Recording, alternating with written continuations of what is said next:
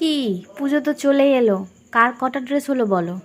আমি তো সবে শপিং শুরু করলাম। চলো, ফার্স্টেই গিয়েছিলাম আমরা সিলেদার্সে। তো দেখতেই পাচ্ছ আমার পুচকুটা তো মানে গিয়ে লাফালাফি শুরু করে দিয়েছে। ও প্রচুর এক্সাইটেড ছিল। ও কোনটা নেবে ও নিজেই ডিসাইড করে উঠতে পারছিল না। তো আমি ভাবছিলাম পুরো ভিডিওটা তোমাদের সাথে শেয়ার করব, বাট আমি এখান থেকে বারণ করলো যে এখানে ভিডিও করা অ্যালাউ না।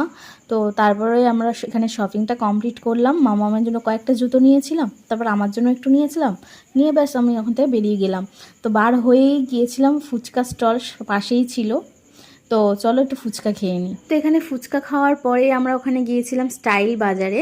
তো আমার হাজব্যান্ড তো একদমই মানে যেতে চাইছিল না, কারণ ও স্টাইল বাজারের ড্রেস খুব একটা পছন্দ না। তো আমি জোর করেই নিয়ে গিয়েছিলাম, বলেছিলাম কিনি আর না কিনি অন্তত গিয়ে দেখি কেমন কি কালেকশন এসছে।